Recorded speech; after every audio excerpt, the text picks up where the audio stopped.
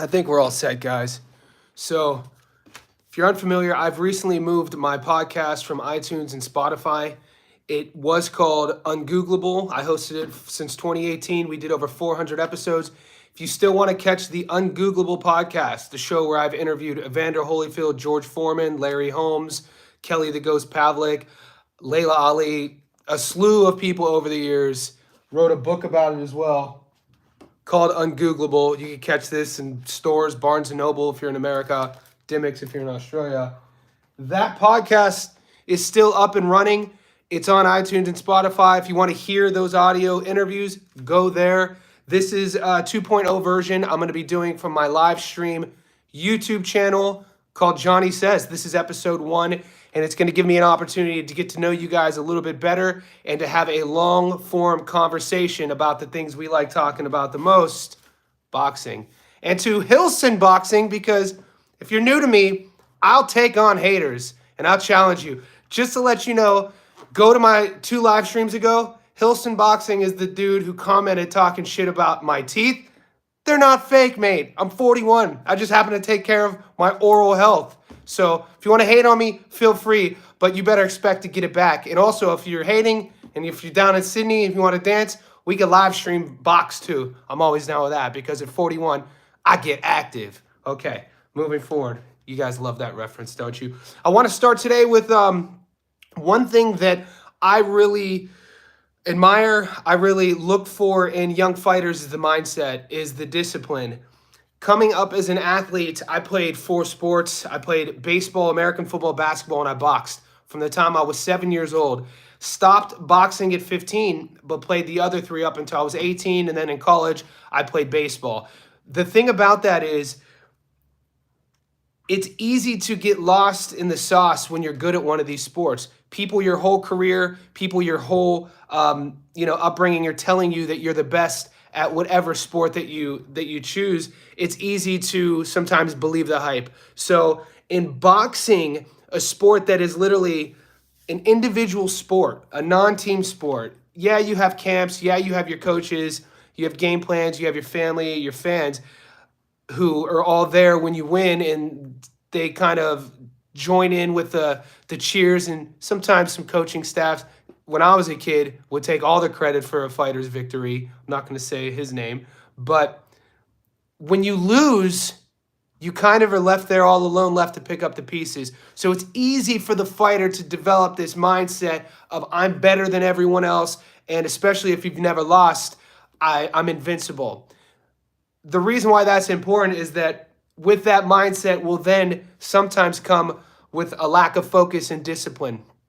It's tough to be a young person coming up in life regardless, let alone in a combat sport when you have all eyes on you and you're good. You start reading articles, you start doing interviews, and you can believe the hype. So when I see fighters, young guys like Curmel Moton, who, if you follow his Instagram, The Big Deal, man, it's inspiring to see this 17-year-old kid who is so disciplined, so focused. You could catch him on podcasts and interviews talking about that he rarely goes out. He's based in Las Vegas, Nevada. He's part of Floyd Mayweather's team. And could you imagine the distractions that are all around him? I mean, I often think about how fortunate I was in my generation, and you guys, if you're around my age, were to grow up without social media. I didn't have my first smartphone until I moved to Vegas in 2009. So I didn't get a smartphone until 2009. I think the first iPhone came out in 2006 or 7. I've always been a late bloomer. I was way behind with all tech stuff. That being said, the stresses, the comparisons of Instagram, of TikTok, of social media, the haters, life was impossible and hard without all those things. In the 90s and 2000s, I couldn't imagine being a teenager, let alone a teenager high-level athlete, having to juggle all of the distractions. And this kid, Curmel Moton, seems to have that figured out. I know a lot of that has to attribute to his upbringing. I don't know. I haven't really read too much, or I can't really comment too much on his household, his nuclear family. But whoever raised that kid did some things right, because so far, everything I've heard him talk about has been nothing but positive when it comes down to staying on track, sticking to the game plan and staying focused with his goals. Rumor is he's going to be turning pro soon. If you need a refresher, Curmel Moton is an 18-time U.S. National Amateur Junior Boxing Champion. I will refuse. I've done a few videos on him on this channel, but you'll always have to search Curmel Moton. I will spell that kid's name out. You might recognize him on social media. Some of his videos have gone viral because other content creators will refer to him as Mini Tank or Tank 2.0, referring to his style and his size and his stature and his physical appearance to Gervonta Davis. But on this channel, you'll have to search Curmel Moton, Curmel Moton. And he's recently took to his social media about his when you get to a certain level, the thing about boxers is they don't want to share too much. You won't see a high level world champion fighter usually share on social media him drilling. He won't share technical work. He won't share he might share some strength and conditioning. You'll see him hitting the bag, jumping rope, maybe doing some weights. You'll see a lot of the sexy stuff like the hit stuff, the farmer carries, the strongman stuff, some dead ball slams. But battle ropes are cool to see on video. But you really don't see a lot of a Terrence Crawford drilling his cross or drilling his feint into the counter. You won't see a lot of that from high-level fighters for whatever, because boxing, it's a science, and I understand that you don't want to give away too much. Some fighters do, some fighters don't. I think the younger guys learn, and with this day and age of social media, they give a lot away, which for guys like myself who are nerds of the sport, I love that. So you could go to Curmel Moton's page, and the other day he shares him working with his coach in Vegas, and they're just drilling his lead hand, jab, lead hook, and then finishing with that straight cross. And it's over and over and over, and he's drilling it. And then the following day, if you follow him, he's doing this really high-speed combo off of the heavy bag. And it's not necessarily the work that he's putting in that I admire. It's what he says behind the work. And he says, I stay in the gym. And then he shares a little video segment of Roy Jones Jr. giving an interview talking about how Roy has never drank, never smoked, ever. Because early on in his career as a fighter, when Roy was coming up, he said that he saw fighters or guys that he had looked up to who he knew would party, and he watched their skills deteriorate, and he knew at a young age that he needed the upper edge against any potential opponent, and he also wanted to fulfill his full potential, so he always was disciplined on that approach. And it seems to me with the messages that Curmel Moton has adopted that sort of philosophy and lifestyle. And a guy like myself who wakes up at 5 a.m. every morning just because, who runs 100 kilometers a month, I'm going on 3 years, who takes care of himself, and Hilson Boxing takes care of my teeth, I admire that. I admire the discipline in a younger, I admire the discipline in any person. But when I see a young fighter like that, kudos. And that's why I wanted to start episode 1 with kind of a shout out and a acknowledgement to Curmel Moton. If you're not following him, The Real Deal on Instagram, already at about 250,000 subs. That kid will be over 1 million soon as he turns pro. Exciting things for him to come, and he seems like a good guy. I want to shift gears here now to a fight that was recently announced and signed. You have Shakur Stevenson taking on Frank Martin for the vacant WBC lightweight strap. And this is going to be aired on ESPN pay-per-view. And we want to talk a little bit about, I want to reference an article.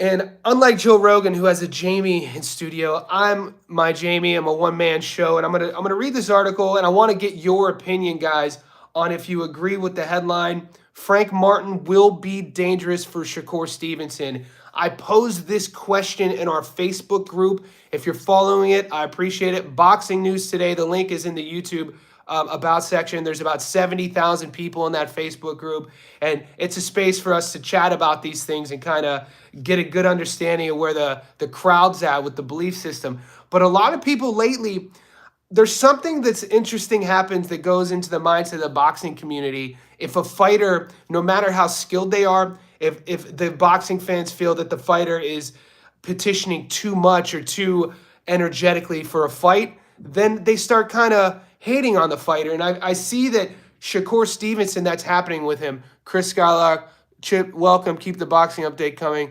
Thanks, brother. I appreciate you, Chip. I appreciate the positivity, and that's something I take pride in. I grew up around a lot of haters, and the world has a lot of negativity. And one thing that I've always done was I pride myself on trying to figure out the positive in things. So if you tuned in and heard me say the thing about the haters, I'll call the haters out, but I won't be a hater.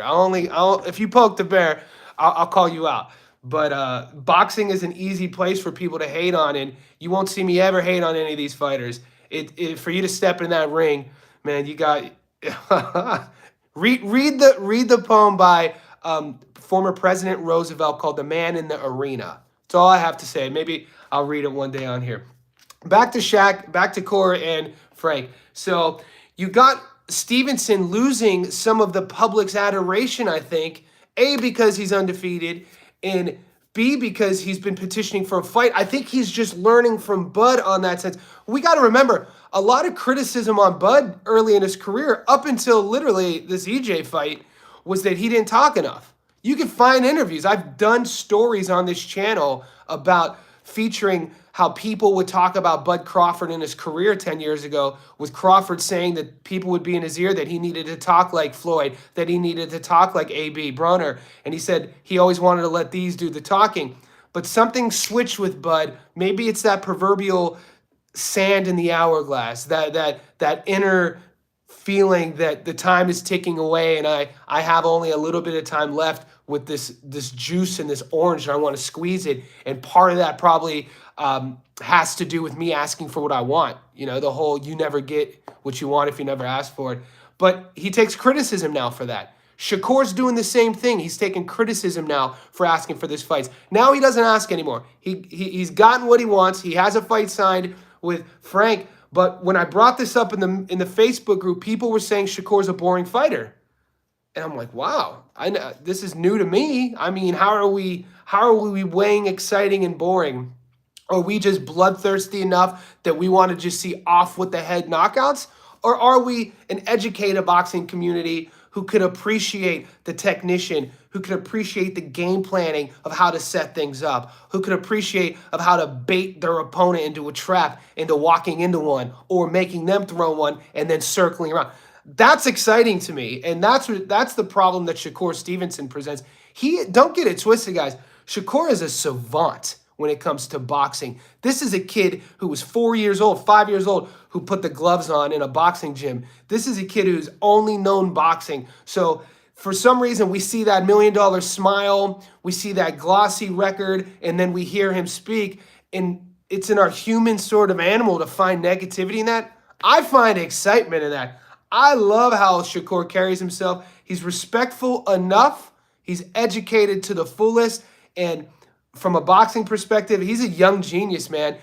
The issue, and now the issues with Frank, Shakur's not going to ever face a kid that, in my opinion, is going to be equally as tenured as himself in terms of the practicality of the science, the discipline, the ins and outs of the technical part of that sport. But sometimes technical doesn't always win fights. You could have a kid who just has a bigger dog in him, who maybe has a little bit more power, or maybe he's more seasoned. There's other variables, is my point. With Frank Martin, he's going into that fight with a puncher's chance. He's skilled. We can't ever underestimate also the power of never losing. That's something that I talk about a lot with some of my clients, is the fact that when we think about success and we think about how to get to where we want to go, confidence is a huge element in that equation.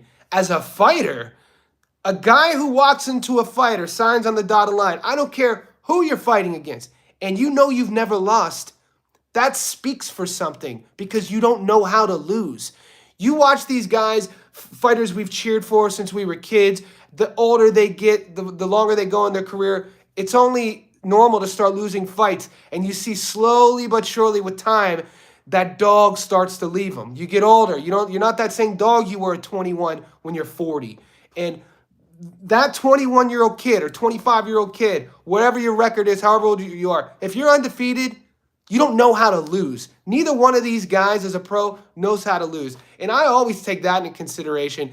Both of these guys are North American fighters. The reason why I have to reference that is down here in Australia, You don't see a lot of padded records, but if you take Aussie boxing and British boxing, two of my favorite boxing to watch, by the way, because you'll see kids who with like 9-4 records, 13-8 records, and they don't give a shit who's watching. These are type of blokes who are fighters through and through, and they'd be fighting in an alley if nobody was watching, and they're always entertaining. So on a little side tangent, if you want to watch some exciting boxing, check out Australian boxing and British boxing. Two of my favorite boxing shows to watch when I see it. Down here, we have a streaming service called KO Sports, so it allows me to watch international boxing.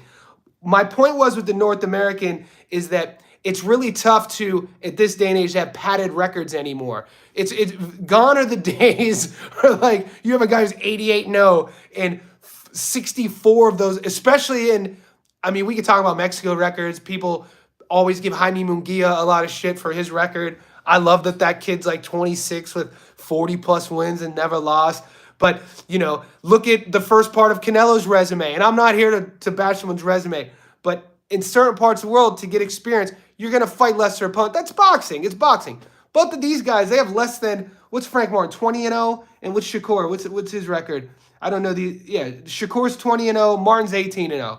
Okay, there you go. Neither one of them have over 30 fights. That being said, they don't know how to lose. That dog is prevalent in both of them. You have a dog with a puncher's chance like Frank Martin. He has skills. And then you have a thinker, a savant like Shakur. That's interesting to me. This is an interesting matchup. And where we don't give boxing promoters enough credit, I mean, they do some awful shit and they steal years out of fighters' primes for the fans and for their families. But where we have to give a little bit of credit is hopefully they could place that card, that fight, on a bigger card. I'd like to see boxing start doing what the UFC does and stack some of these cards. You know what I'm saying? Like, you have a couple title fights on one card rather than just front loaded, front heavy with the main event and then some sub. You know, man, put some heat on it. Let me see, you know, Crawford fight EJ and put this fight right next to it. I mean, talk about how it would sell. So that moving forward, I want to ask, what do you think about that? Do you think that Frank Martin does pose problems, or does he just pose a puncher's chance? I'm not going to give you my opinion on that. I try to keep this non-opinionative. We'll save the opinions for the end of the show. Aptly titled Unpopular Boxing Opinions. And I want to hear your truth. Today I did a survey in our Boxing News Today group on Facebook, and I posted one here as well about what's your favorite personal unpopular boxing opinion. But we'll get to that to the end. A lot of things to choose from. Before we get to that, I want to talk about Jermell Charlo. So Jermell has a fight coming up, obviously we know, against Canelo on the 30th, and he's doing more and more rounds. And from the first interview he gave once the fight with Canelo was signed up until today, the one I just saw, man, he's totally, he's sitting in his shoes. He's comfortable with the fight, and I like what I hear. I just did a video on this, and it's the first time that since he signed the fight with Canelo, it's the first time that I'm like, all right, I might believe you. You know, I'm starting to believe your words, Mel. And that comes with confidence. And he's saying the right things. He was asked in this interview about, Jermell, what do you think when people say that Canelo's resume, he's had more fights than you?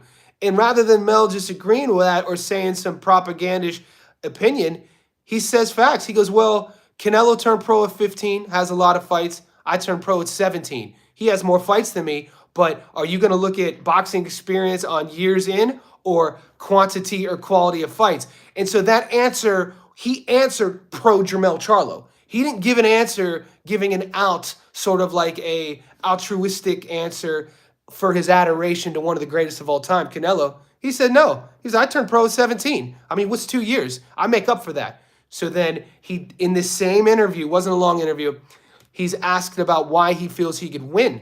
And Mel said he was like, you know, I'm not as wide as Canelo, but my speed and power. He was like, after this fight, this is what people are going to see the most. And he talked about how his brother's issues, which he didn't get into it that much, have always led, not just in this instance, but have always led for an opportunity for him to stand tall. And I like how he said that. I liked how he framed that It was very admirable. Jermell Charlo is a guy that I think doesn't let a lot of people in to his circle. And as a Lions only, world champion boxer, these are alphas, guys. A boxer, even if the boxer's a less than 500 record, this is a guy who walks differently. You take that guy who's undefeated, undisputed, he walks differently. So he's going to be very kind of insightful. He's going to be picky on who he lets in to his circle, right? That being said, sometimes the fans could get the wrong approach or the wrong sort of opinion on a guy. I think, at least for me personally, the more I hear Jermell speak, the closer we get to this fight. He's matured on so many levels. I like him, man. I like him as a person. I think he's a good guy. He's very in his style. I don't understand why his style is athletic, and he could do some things in there. I think his length is going to pose Canelo some problems, and I think this is the perfect time in his career to dare to be great, and he says that. And he also says, when asked about the Crawford comments, back and forth, he goes, I'm the mega fight.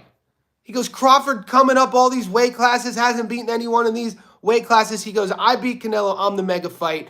And remember what Mell was saying 4 weeks ago? 4 weeks ago, Mell's tone on that whole thing wasn't as Mell first, sort of. It was like leaving room open that, yeah, maybe it is Crawford's time. Maybe it is, Crawford's great and he had a great match and I don't want to fight him. And, he should. Now it's like, no, I beat Canelo. He comes to me on the mega fight. That's what I want to hear. And that's how you know a guy is switched on going into the biggest fight of his career. It's what you want to hear.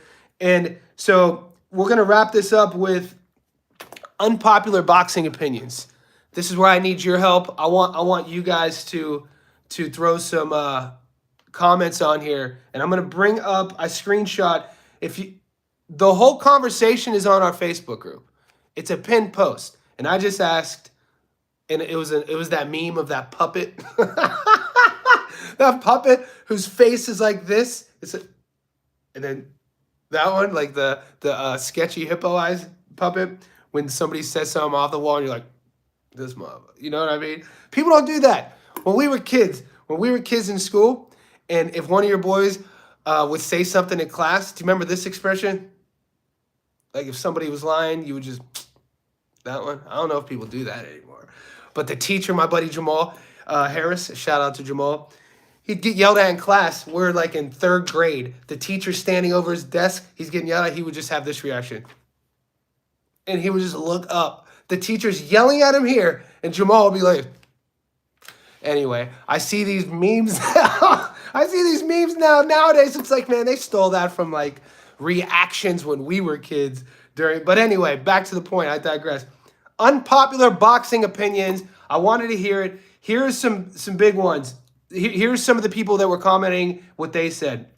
Okay, Shakur Stevenson is a boring fighter. I'm not going to open this up. I'm going to read some. If you want to comment, you do, and then I'll give you my unpopular boxing opinion at the end. Shakur Stevenson is a boring fighter. Oscar De La Hoya beat Floyd Mayweather. The Fab Four, and this next one is from a guy that I respect, former boxer, hosts a podcast with Kelly the Ghost Pavlik. Shout out to James Dominguez. He goes, the Fab Four, obviously we know the Four Kings, had padded records between their big fights. I mean, that's one I want to do a whole podcast on. I might bring James on to open that one up. And then here's some more. As you guys hear these, if you have an opinion, drop it. Don't feel shy. Nobody here knows what they're doing. I want to hear what you have to say. Okay, here's some more unpopular opinions from our poll. AJ will knock out Wilder. Errol Spence Jr. was never elite. A prime Larry Holmes could beat a prime Mike Tyson. That's a fun one. I mean, you go to that fight, and Larry, he did get knocked out, but there was an early round. I don't know if it was the 3rd or the 4th. Larry was on his toes looking like young Larry, Easton Assassin, popping that jab. Might even won that round, but we know how that ended. Rolly Romero would beat Tank in a rematch. See, when you ask these questions on Facebook or on social media, the trolls are popping. But maybe they really believe it. And here's a few others before I give you guys mine. Lennox Lewis is the greatest heavyweight boxer of all time. Rocky Marciano is better than Floyd for a 15-round fight during the Depression era. It was a different world. Floyd Mayweather is a cherry picker that enjoys ripping off his fans, especially when he picked McGregor for his 50th fight to retire undefeated instead of a top contender at the time. All right, those are these people's unpopular boxing opinions, meaning that they walk around in this world, they get involved in these boxing conversations or debates, and they allegedly say those things. Okay, now here's mine. And this is going to be a topic of all the podcasts that we're going to do. We're going to end each show with unpopular boxing opinions. And my unpopular boxing opinion is that the version of Buster Douglas, the version that beat Mike Tyson in Tokyo in the early 1990s, is one of the greatest heavyweights of all time. That guy, that motivated lefty, Southie, who came out inspired, in my opinion, Columbus, Ohio's own James Buster Douglas, man, I would take that guy against any heavyweight who've ever lived. Guys, thanks for sitting through this. 26 minutes of my loud voice and my fake alleged teeth. They're not fake, which is crazy. I used to get bullied as a kid for I used to have big teeth. I had a big gap, and I was real skinny, and I used to get bullied. So there's nothing you could say that's going to hurt my feelings. But I appreciate you guys tuning in. And if you haven't checked the last two videos out, we got 2 of them out earlier today. I like these lives. Comment. Let me know what we should do. Thanks, guys.